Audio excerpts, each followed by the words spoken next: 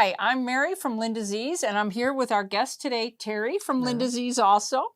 And we're bringing you the sewing portion of Club 23.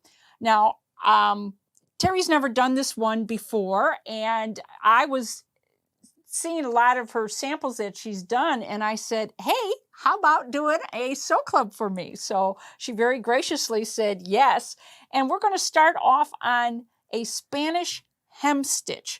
Now, Bernina has it as an attachment. The other manufacturers have either a Spanish hemstitch foot or you use a special stitch, but we thought we'd show the attachment. I've never seen it work, so I'm looking forward to it. So, Teri, show us what you have. Okay. What I'm going to show you is, this is an attachment, and what it does is it holds a piece in the middle so that you can put a piece of fabric or lace or ribbon on either side of it, and it can stitch from either side, and it just holds. Isn't that pretty? Yeah. Now, this one, you have cord in it. When you doing this, we have to use a foot 20C. Which is an open toe foot. Right, so it can go around the attachment. So see if that goes down. It fits around. And one thing. Now, I'm presuming you're going to use not just a straight stitch, but some sort of stitch. Yes. First of all, I'm going to tell the machine that I'm using foot 20C. And the stitch, when you pick a stitch for this, you want it to go from the one side of the foot to the other. So a 9mm on this machine, a 9mm stitch. So this one is a little bit lighter than this sample. So when I use this, I found that I like the thicker thread. So I'm using a 30 weight top stitch thread and also the 30 weight top stitch needle. Anyway, so this sample I did, I like a lot. This one here. I think that would make a really nice bottom of a skirt or bottom of a pair of So denim. You could use this to attach fabric to almost anywhere. Yeah, yes. That's so cool. And then we'll get to this part later because that's still another stitch. Okay, so when you start, I used linen, so because it makes a really nice crisp edge. A really good idea would be to have interfaced this, which I didn't, but that would have been a really good idea, or something pretty solid, because if it's not, it has to be hold up a little. I did try this, which is a ribbon that doesn't have a lot of support. So that's like a satin ribbon. Right, and it just pulled the pieces together. But if you use something, this is like a grosgrain ribbon, and it stayed apart, which is what I want.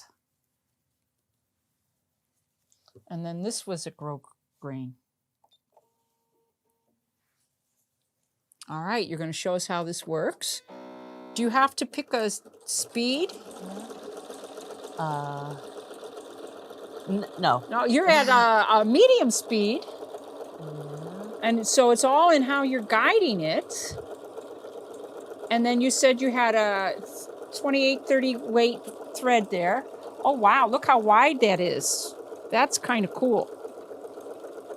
So I'm just kind of making sure these kind of stay together here, which is pretty easy. Now, your ribbon is a little bit narrower than that, and I don't want to distract you while you're guiding, so then we'll talk. Comes apart. One thing also you could do is this attachment has a little hole in it, and you could put a piece of thicker thread down the middle, or a little ribbon. Like right there, you've got cording on one side and nothing on the other side. Right. So there's a hole in the clear part, the attachment itself.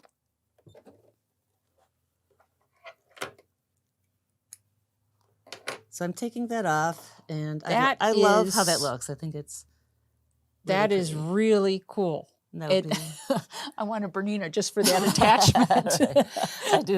I do love my attachments. So. And so this, now, if you did this with you couldn't use a 7mm. You'd have to use a 9mm. There is, in this attachment, there are 5mm Oh, pieces okay. and 9mm pieces. So that's why this one's probably a little bit thinner. You use the 5mm. I think I did. Okay. Yes. And then I like the wide, and then you So- can really see that. But if you have a 5mm foot, you can also use it. So Now- if you have like a 475, the other cave, you could use the smaller one and do the same thing. So you're just using your thicker weight in the top and matching or not in the regular sewing weight thread in the bobbin case. That's what I did. I have tried both, but it gets a little messy in here. So you would You could do it. recommend matching, I liked matching it with a thinner thread. I've kind of experimented with it. because and- there's her backside, and this is really a really neat foot to demonstrate. And speaking of feet, Oh, yes. it'll be in the big book of serger feet that Bernina puts out, and I'm sure you have this book and you've course. referenced it. I got that the day it came out.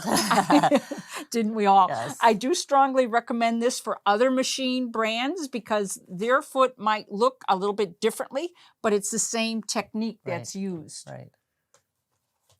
That is really cool. Now what are you going to show us? Oh my goodness. First, I'm going to take this off, and you can see how simple it is. Just unscrew this. And it does come with full directions in Right. multiple And languages. that's it. That's all there is to that attachment.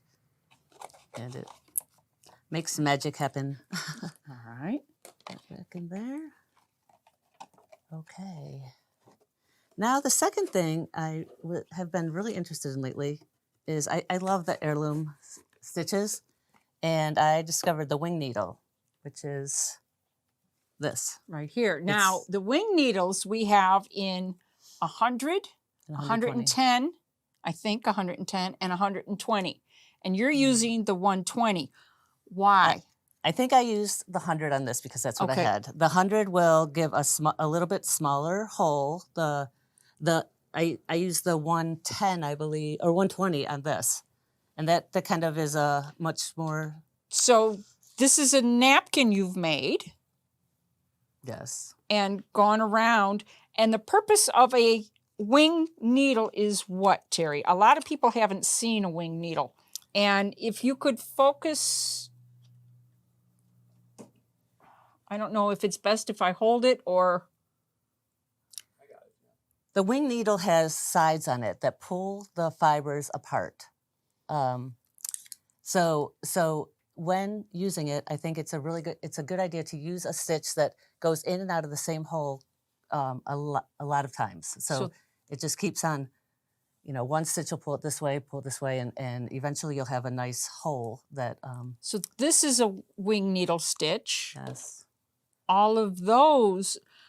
And another word for them, Viking, not only Viking, but Viking was known for their heirloom stitches, their wing needle stitches, what they would call their heirloom sewing. A lot of the other brands also have them. You just have to shoot through your pages and find your stitches. And like Teri says, the wing part of it will actually pierce the holes. So another thing about this is I'm going from a 30 weight thread to a. Do you have your wing I needle? would like a, yes, I do. I would like a really, really thin thread because I don't want to fill those holes up. I think that's the beauty of these stitches is that it's pulling the fibers apart and making the hole. So if you fill it with 40 weight thread or something, you're filling in that hole and you're taking away the whole benefit of it. Change my foot to just a regular old 1C, which is... It would be your standard foot on any other brand. What weight are you going to be I'm really using? looking for this is just a regular sewing thread, which I'm just going to use right now. 50 weight. And always we do it instinctively in the store because we've been trained by our techs. Up until you get down to the bottom, you're holding this thread and providing tension. I don't know if you caught that. Now, hand thread, if I remember correctly, a wing needle and not the needle threader, correctly? Correct. Okay. And what about scissor cutter? I stumped her. You did. You know what? I'm not going to try it. Okay. Rather be safe than sorry. It's probably fine, but I'm going to tell my sewing machine that I'm using a wing needle. And that way it's not going to let me go the full 9 millimeters. It's only going to let me go 7 point. This something. machine, among others, has the ability to tell your machine what throat plate you're using, what needle you're using. So check out on your manufacturer's directions and on your machine if you can do that, because it really does help. It protects you from you. Yes, which I need. Okay, so I'm going into, I'm looking at these stitches, and this was kind of my sampler. This is, I just wanted to see what effect each one of these stitches would do, and I'm going to use 711 for this demonstration.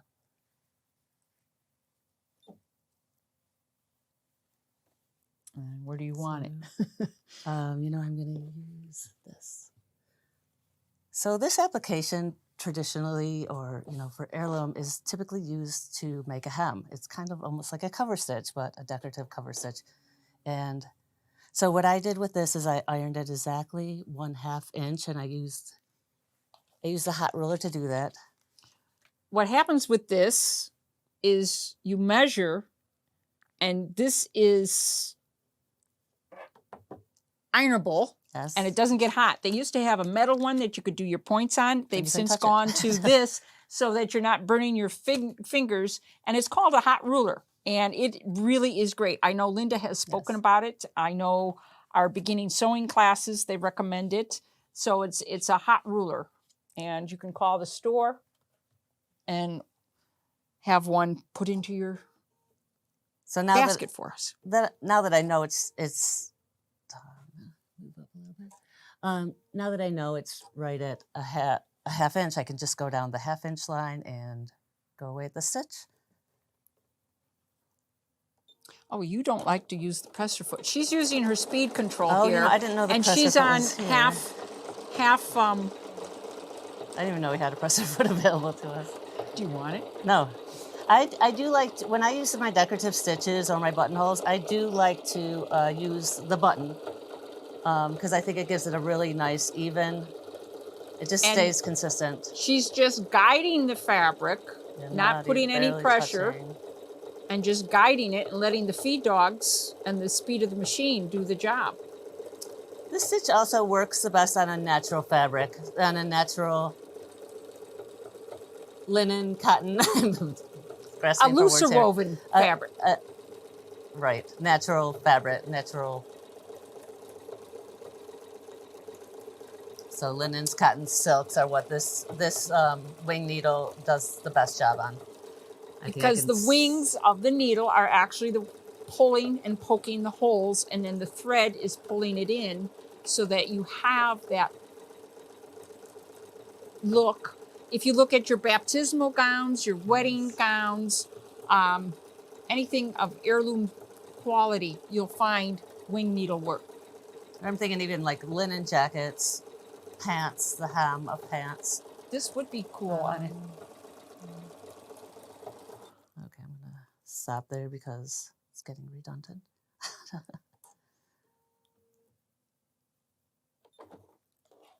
No needle threader, no needle cutter. Yeah, I don't know if that would be okay or not, but I'm not going to try right here. And then I think that is cool. And then the back, you can't even see the edge anymore. So it's, wow. If you don't have a cover stitch machine, there you go. We'll talk about that. Teri does have a cover hem machine. She also has a serger. Yes. So here is another sample of wing needle, but you can see it's a totally different stitch for a totally different look. And the look generally with this, you would want to match your fabric the best that you could, because really the beauty is in the holes that it makes and the design that it makes rather than the thread. Then the You thread. want to downplay the thread and show the fabric. And then this is what you did here. You used your...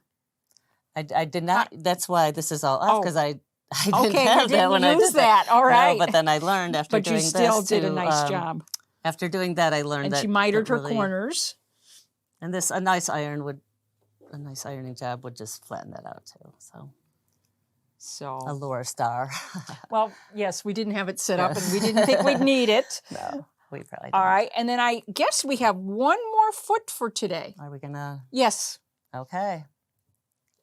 And that was the circular ruler. Now we've done circular sewing before, but Teri showed me something really unique that I never thought of with circular sewing.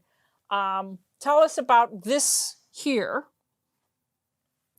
Okay, this is I did like an applique with the circle, with this the circle attachment. Circle. And well, I can show one. I think that's the best way to do it. Now every brand has a circular ruler. Some are a little bit fancier than others, but they all work the same. They'll screw in to the plate, and then you have some sort of thumbtack system. There's the thumbtack. On the Janome, there's the thumbtack. And Pfaff, Viking, they all have, even Brother, they all have some sort of attachment. Right there is, they come with different grids, so you can do some fancy work like that. But there's the thumbtack, which makes everything go round and round. But what you've done for yours,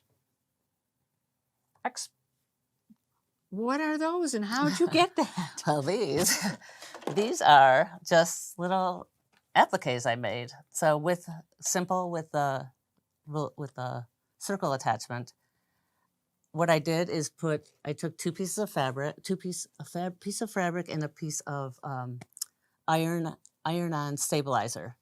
Do we have time to do a little one? Sure. Okay, first I wanted to show this. Do we have the screw for this? Yes. And I have thank you. Okay, first of all, I just want to show that this can go on either way. This can go this way.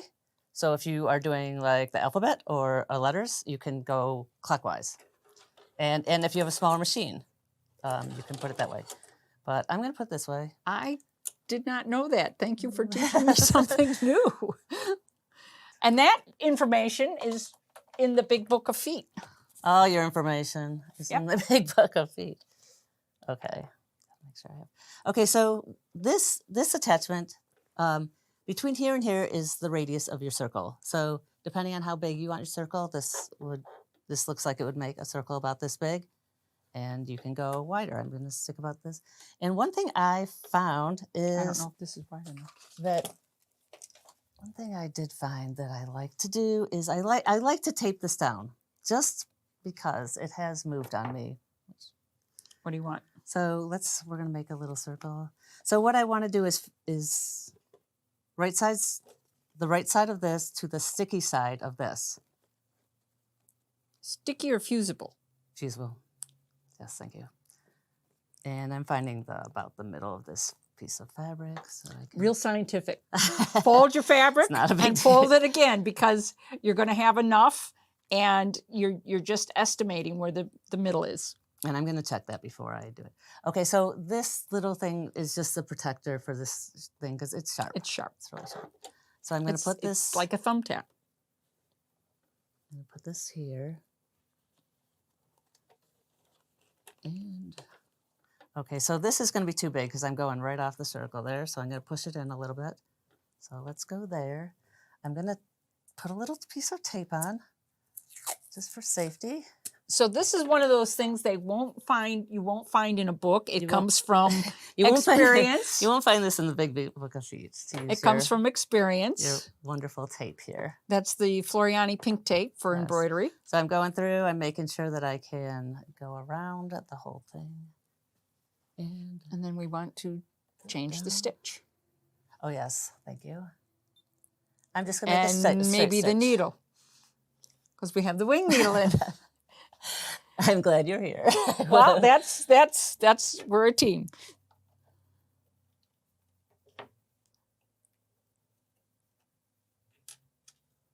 So we're just going back to a standard sewing needle.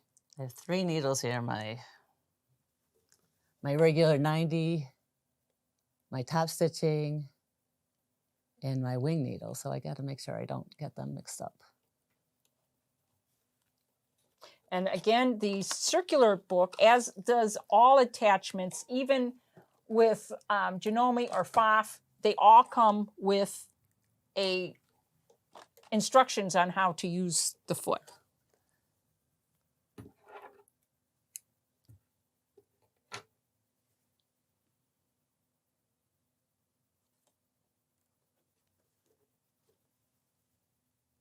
You're twisted. There.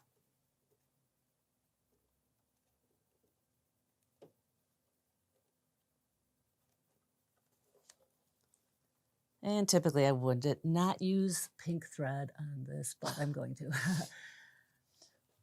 Yeah, we don't have a pink one cut. That's okay. Okay. You said the foot was here, but I'm just going to I can go over there. It's fine. Okay. Okay, so I'm just going to stitch around. And this is kind of fun. I'll slow it down a little because, well...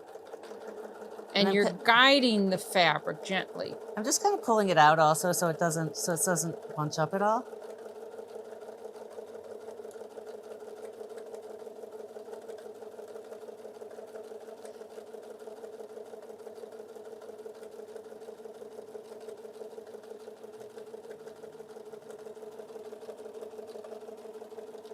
Now that is going to become one of these. Yes. That is cool. Yes. Take my little this off, and I'm gonna slice a little. I like that tip. And just pull this You apart. don't want to cut the top fabric, No. but you do want to. She's cutting open the stabilizer on the back. Now we can use. I brought my a fusible on that. What do you? I brought my pinking shear. Thank you. I don't use this a whole lot, but this is the perfect. She has a serger. This is the perfect application for a pinking shear. Pinking shears. I probably wouldn't have one of these, but my mother left me some, and thank you, Mom. Because if I didn't have this, I would have to take little clips out of... to turn it, because it is a perfectly round circle. Yeah, and it probably wouldn't be as perfect. So I'm doing this so when I turn it inside out... So I'm going to turn it inside out from this little hole I made, and it's okay that we have a hole. And you could probably use no-show mesh fusible too. You know, and that might keep it a little bit softer. I think that would work really well. This is always fun. We didn't bring our point turner. I don't really need one. And one thing you don't want to do is lots of times when well, the one with the ballpoint for embroidery that we use for embroidery. That would work. That would be, yeah. We didn't bring that, but I can go around like this. And one thing you don't want to do, which when I do this, I typically would grab my iron and make it perfect, but don't do that because it's It's got fusible. It's sticky. So this, now we can kind of put that together where I cut it, and now you have a fusible to go down, and then you went. Well, that's not how I did that one. See? Okay, you're teaching this. I would have thought that you would have then gone in another circle and just went around. I could have done that, but a better. So this is just if you want to make a snowman, or I don't know what you would do with these, but you could do something. Coasters. Fun. Coasters. You could. But you could then take this if you wanted to and not do that, but on the inside, yes, because it's already got the stabilizer. You could do a decorative stitch all the way around then. Yes. Okay. But I'm going to show you if you Okay, so I have this, which I stabilized, and I'm going to just take another piece. I'm going to put it on here. Put my glasses on so I can see. Once again, I'm going to go, you know, In the middle. very scientifically find the middle of this.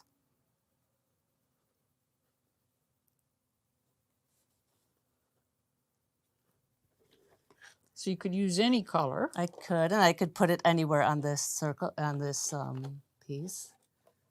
So then I'm sticking the... And then she's got a fusible tearaway to the back of her fabric here. Oh, right, right.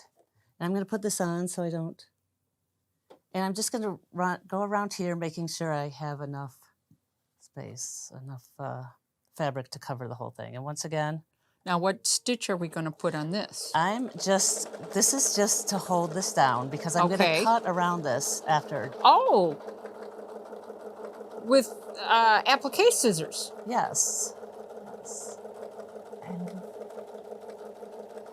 And then I make sure I keep that whole. And then I can put it back on and I can stitch around it. And that's how you did this then? Yes, yes. Okay.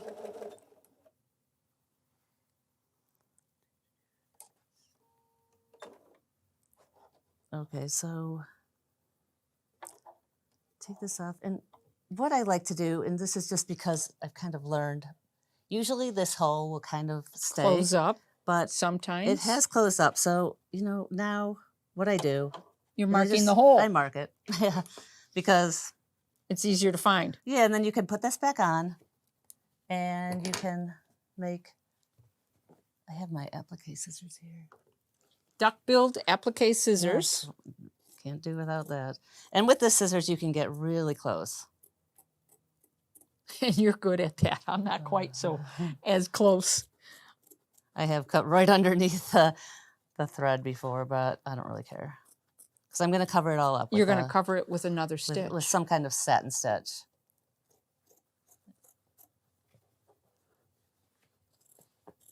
Yeah, see why she's doing that. You can see she's got her bottom hole here, but her top one, because it is on a woven fiber, is starting to close up. So you don't have to worry about that when you're all done. It does close up. Right. Okay.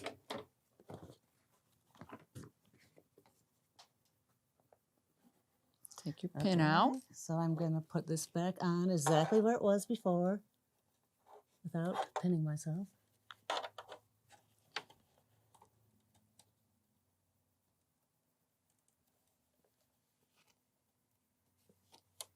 Okay, now I'm going to choose. And where's your rubber tip? Thank you. So I like the stitch. It's kind of fun. And I could change my thread to a variegated. It's like a grass stitch. Yeah. A lot of us have that on the machines. You could actually use any stitch. And then I'm going to see where this falls. And this looks like it's going to fall. One thing I could do is I could make a whole satin stitch to cover this or here, and then make the grass on the next stitch. So you could do 2 rows, so you make sure you cover the edges of this. So maybe I'll change that. And just do the satin stitch. And then you can always have layered circles. Yes. So your imagination is your limits on these. I can see a lot of potentials and a lot of different uses than just doing stitching in circles. Right. So I picked the satin stitch that'll cover this edge very, very well. And it looks like my thread came out. Mm-hmm.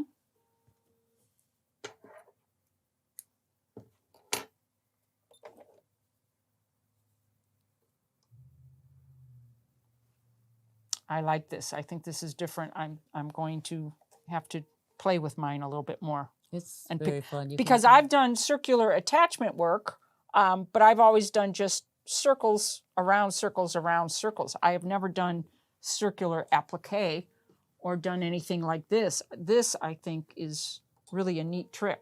So thank you for showing that. You're welcome.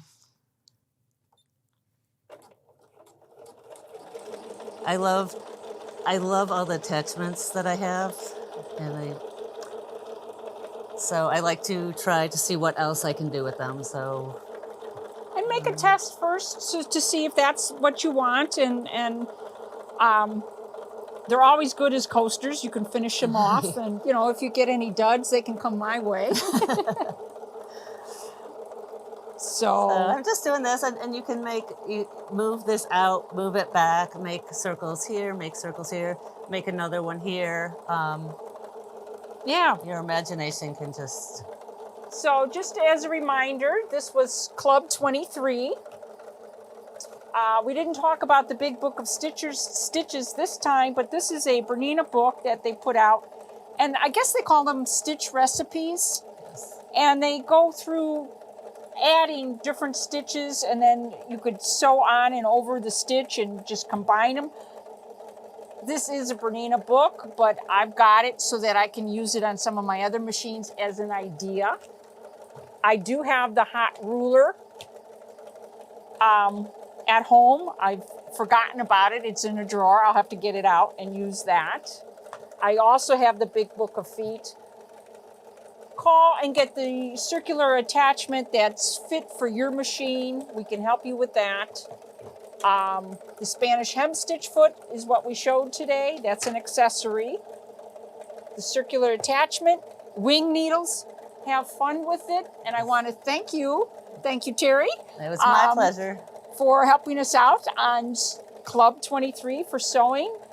We also have some events coming up. We still have some spots in our 2-day workshop.